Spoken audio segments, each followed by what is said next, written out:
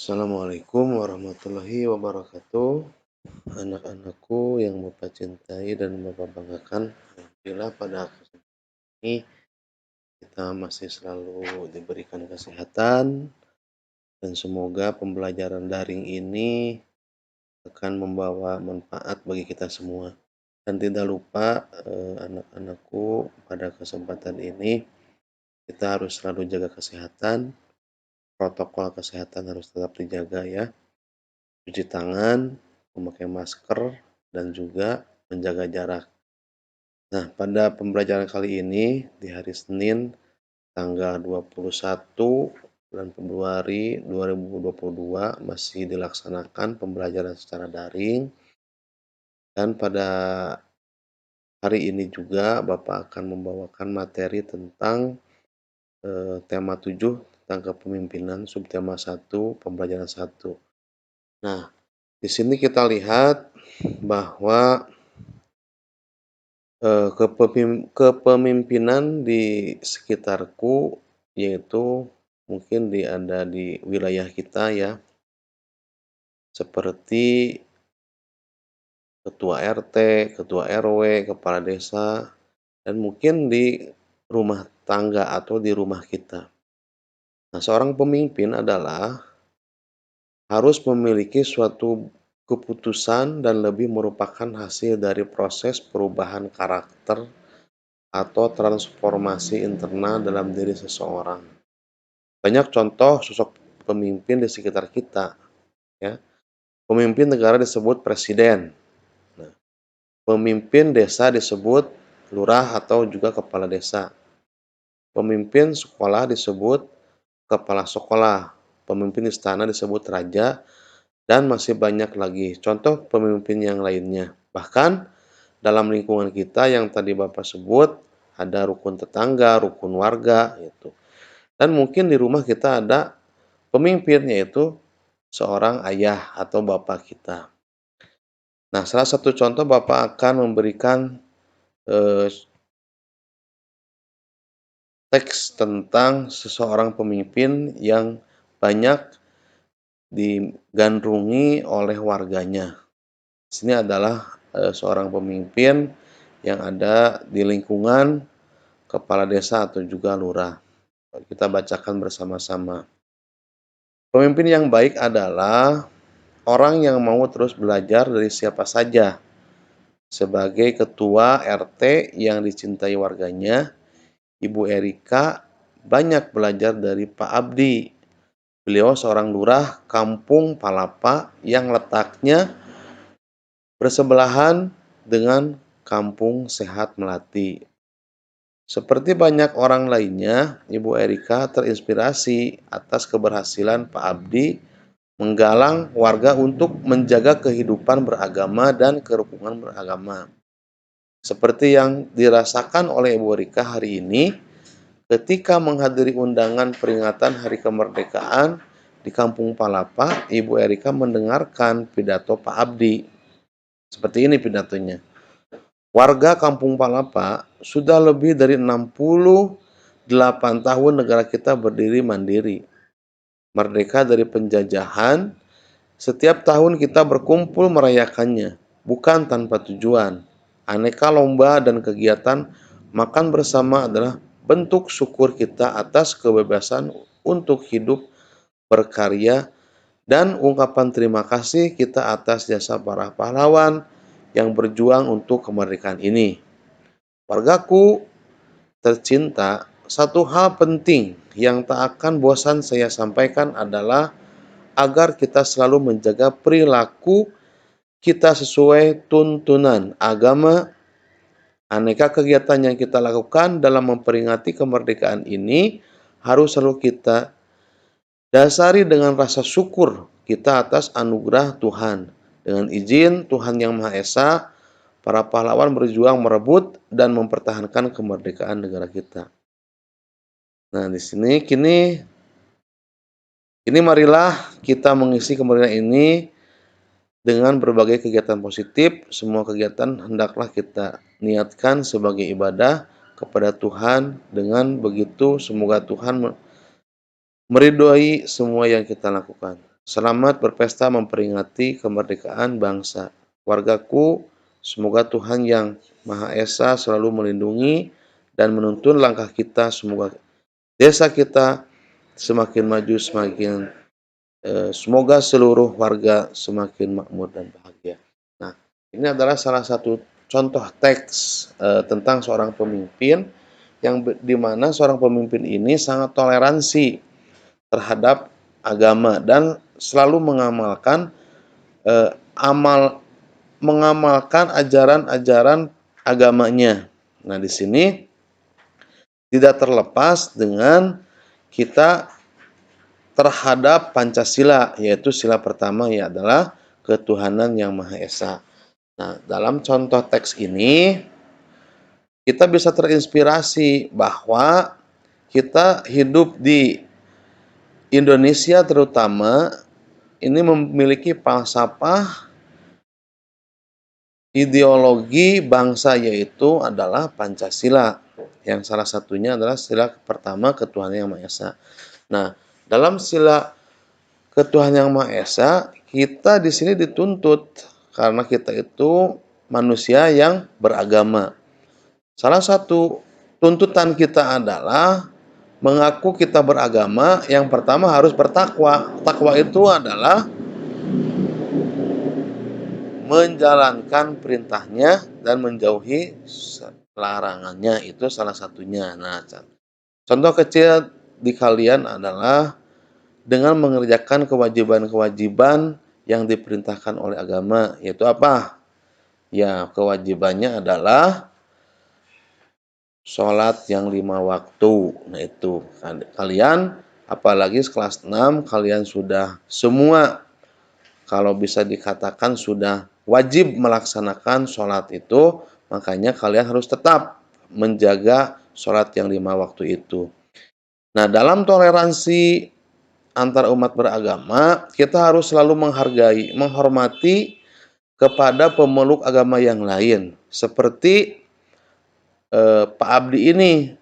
Nah, Pak Abdi ini seorang kepala desa atau juga seorang lurah yang ada di desa Palapa ini sangat sangat toleran kepada agama yang lain atau juga kepercayaan yang lain. Nah, ini kita salah satu yang harus kita kerjakan di rumah adalah kita harus bertakwa. Kita harus bertakwa itu menjalankan perintah agama dan menjauhi larangannya. Salah satu kewajiban kalian yang paling wajib adalah menjalankan sholat yang 5 waktu. Nah, seperti dalam teks ini kita harus bisa bisa mengikuti apa yang diajarkan oleh agama. Selanjutnya, tadi berbicara masalah kita sudah kalau bisa dikatakan balik atau sudah wajib melaksanakan ibadah.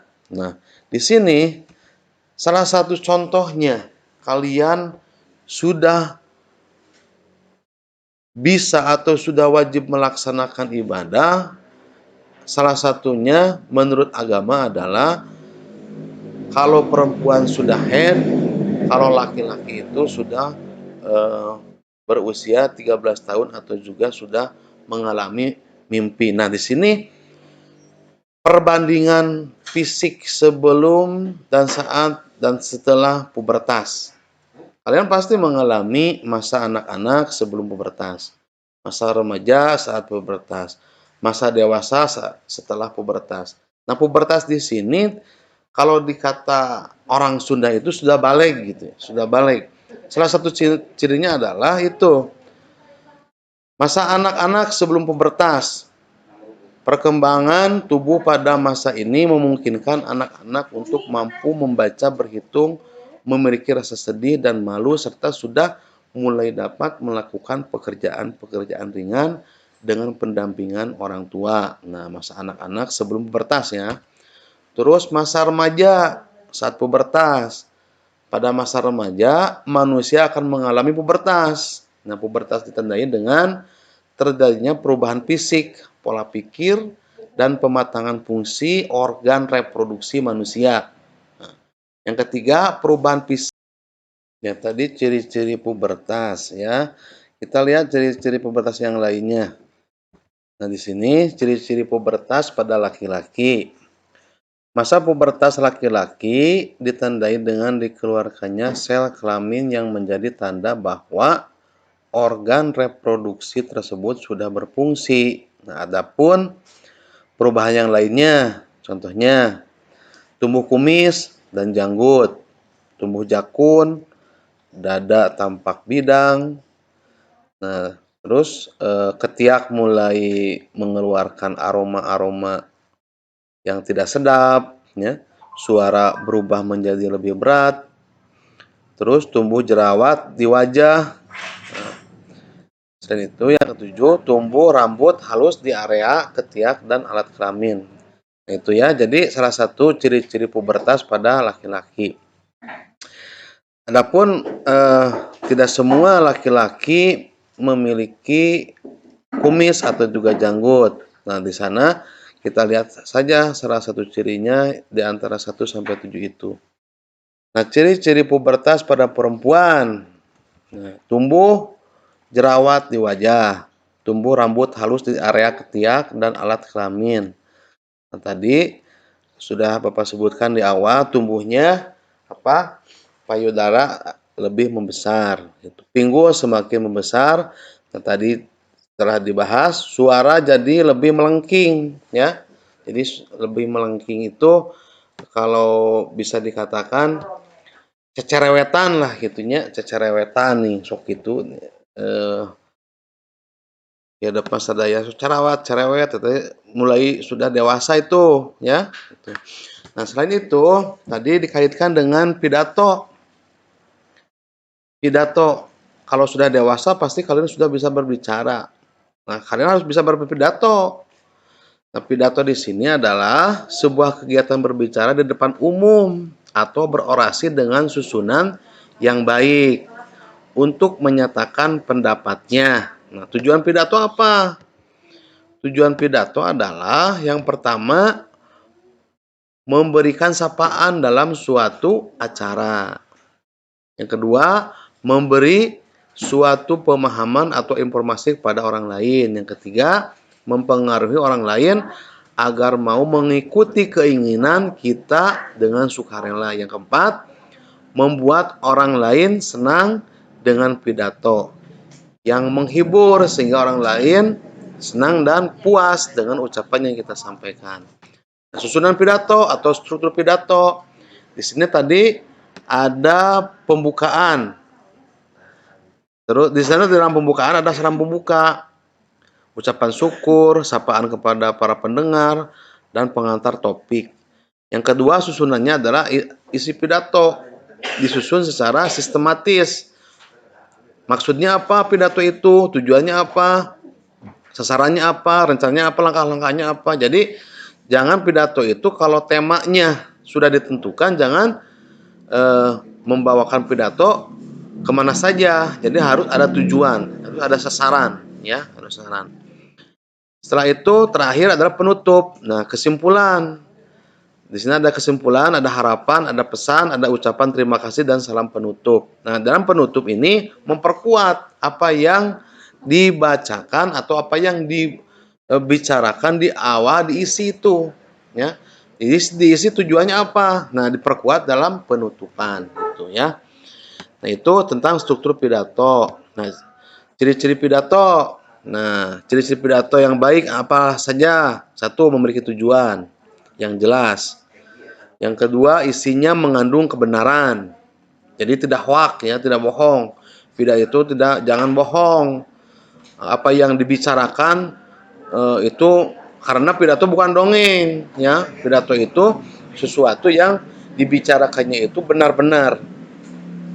Yang ketiga, penyampaiannya jelas dan juga menarik. Yang keempat, menciptakan suasana efektif dengan pendengarannya.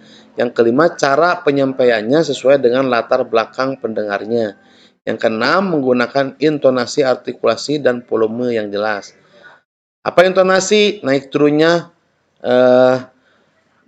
nada kalimat kalian gitu ya. Intonasi seperti apa. Jadi jangan sampai ada intonasi bertanya datar saja. Mau kemana kamu?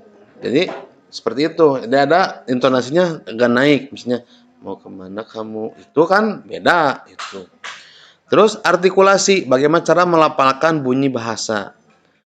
Terus yang ketiga volume, kuat ya, volumenya harus kuat, suaranya harus keras gitu ya.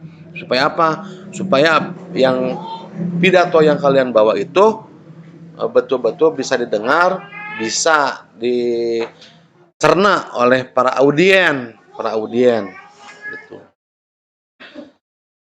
Terus yang selanjutnya persiapan pidato. Persiapannya kalian harus mengetahui jenis pidato dan tema apa, gitu ya, wawasan pendengar pidato secara umum, menyiapkan bahan-bahan dan perlengkapan pidato, menyusun kata-kata yang mudah dipahami dan dimengerti, terus mengetahui lama waktu atau durasi pidato yang akan dibawakan. Nah, itu. Teknik pidato. Teknik berpidato yang baik antara lain pengambilan napas yang tepat. Jadi kalau kalian, apalagi kalau kalian nervous, gemper gitunya, tarik napas dulu dalam-dalam. Tarik, tahan selama ya mungkin 10 detik, keluarkan lagi. Untuk apa? Untuk menghilangkan nervous eta, menghilangkan gemper. Yang kedua, mengambil posisi berdiri yang nyaman. Terus yang ketiga, penggunaan intonasi, volume, dan artikulasi yang jelas. Tadi sudah dibahas. Terus yang keempat, menyiapkan dengan baik materi pidato. Yang kelima, menyiapkan catatan kecil. Bisi hilap, catatan kecilnya apa, bla-blanya apa gitu, tujuannya apa. Yang paling dalam isi pidato itu harus jelas tujuannya ya. Cara-cara berpidato. Nah, berpidato yang baik antara lain berdiri dengan posisi yang tegap dan melihat ke arah audien. Jadi pidato tong tungkul, tong tungkul. Jadi kalian harus bisa menatap mata audien, atau kalau tidak bisa melihat matanya, lihat aja apa tarangna lah gitu, tarangna gitu, tinggal tarangna bisa kuat ninggal karena matana itu.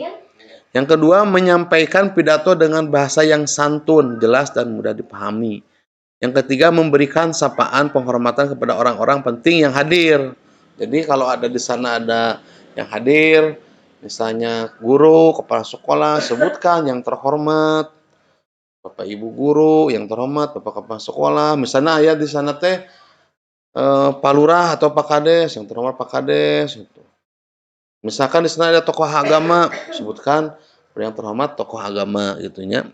Terus yang keempat, menyampaikan pidato dengan tempo yang tepat, tidak terlalu cepat, santai we, yang penting jelas. Yang kelima, ketika menyampaikan pidato tidak boleh menyinggung perasaan orang lain. Nah, setelah itu materi dari A sampai selesai, sampai tadi apa? Yang pertama tentang kepemimpinan, yang kedua tentang masa pubertas. Nah, materi bahasa Indonesia tentang pidato. Nah, tugas kalian adalah sekarang kalian membuat pidato dengan tema bebas dan pidato tersebut dibawakan dengan tanpa teks ya, dengan tanpa teks dibawakannya tanpa teks gitu ya. Kalian membuat dalam sebuah bentuk video ya. Durasi waktu bebas lah, durasi waktu dengan tema yang jelas. Paham ya? Boleh dikerjakan. Dari Bapak cukup sekian. Wassalamualaikum warahmatullahi wabarakatuh.